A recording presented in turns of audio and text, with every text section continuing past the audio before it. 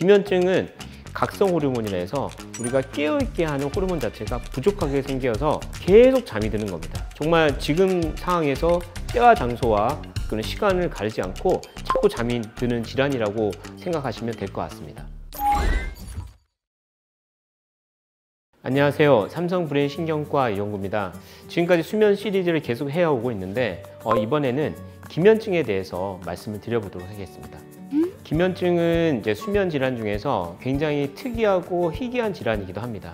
주로 이제 불면증이라든지 이런 것들은 잠이 부족하거나 잠을 자지 못해서 생기는 건데, 기면증은 잠을 많이 자는 거예요.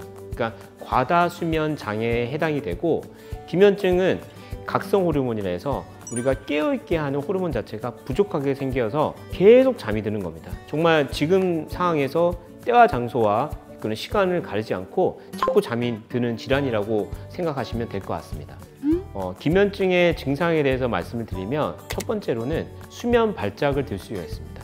수면 발작은 일반적으로 그런 졸음이 오는 거랑 좀 틀립니다. 지금 상황에서는 잠이 오면 안 되는데 잠이 드는 거예요. 길을 가는 도중, 그 다음에 신호 대기하고 있을 때 분명히 그 전날 잠을 충분히 잤는데도 불구하고 갑작스럽게 졸음이 오는 걸 얘기하는 거고, 또 졸음이 오고 나서 그치는 것은 또 계속 반복적으로 잠이 오는 것을 얘기하는 겁니다. 두 번째로는 굉장히 특이한 증상인데 탄력 발작이라고 있어요. 극심한 그런 스트레스라든지 감정의 그런 변화가 있을 때 몸의 근육의 긴장도가 떨어져서 우리가 길을 가다가 주저앉는다거나, 앉아서 어떤 공부를 한다거나 글을 쓸 때 갑자기 고개가 끄덕여진다거나, 순간적으로 의식은 있지만 긴장도가 떨어지는 현상이 자꾸 반복적으로 나타나는 것을 탄력 발작이라 합니다. 이 두 가지 증상이 주로 많이 나타나고요. 그 다음에 나머지 증상 중에 어떤 거냐면, 흔히 가위 눌림이라고 많이 들어보셨을 거예요. 가위 눌림이 어떤 거냐면, 뇌는 이제 의식은 명료해요. 하지만 몸에 힘이 빠져서 전혀 움직일 수 없는 거예요. 이게 자는 동안에도 생길 수가 있지만 평상시 깨어있는 동안에 순간적으로 수면 발작과 동시에 나타날 수가 있습니다. 마지막으로는 우리가 잠이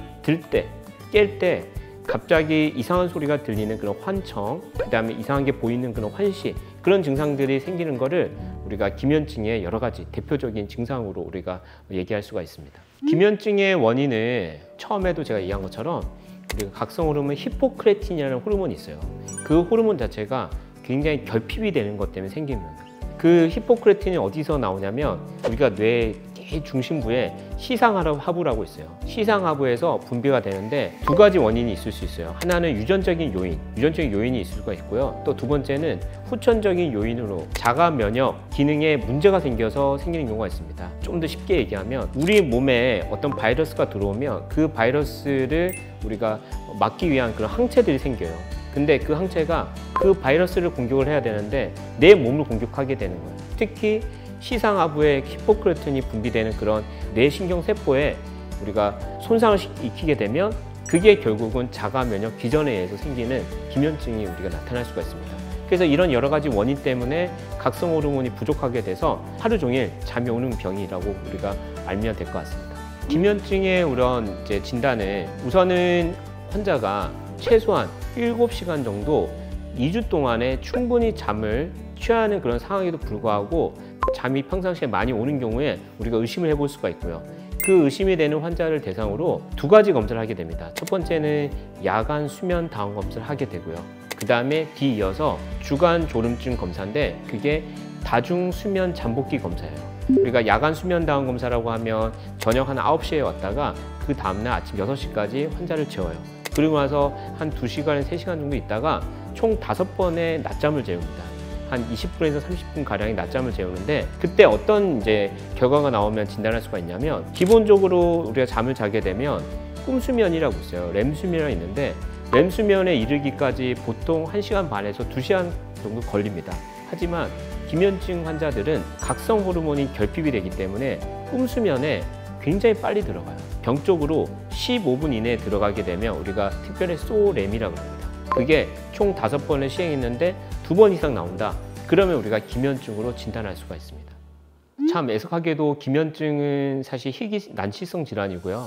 치료하기가 굉장히 어렵습니다. 하지만 여러 환자군이 있다 하면 한 3분의 1 정도는 약 없이도 저절로 좋아지는 경우가 있고요. 나머지 3분의 1은 약을 먹어서 증상을 조절하고, 나머지 3분의 1은 약을 먹어도 우리가 계속 그런 주간 졸음증, 계속 잠이 오는 것들이 치료가 되지 않은 경우가 많습니다. 하지만 여러 가지 우리가 치료를 통해 가지고 그 증상을 조금 더 완화시켜 줄 수가 있는데, 첫 번째로 비약물적인 치료로 계획적인 낮잠이 있어요.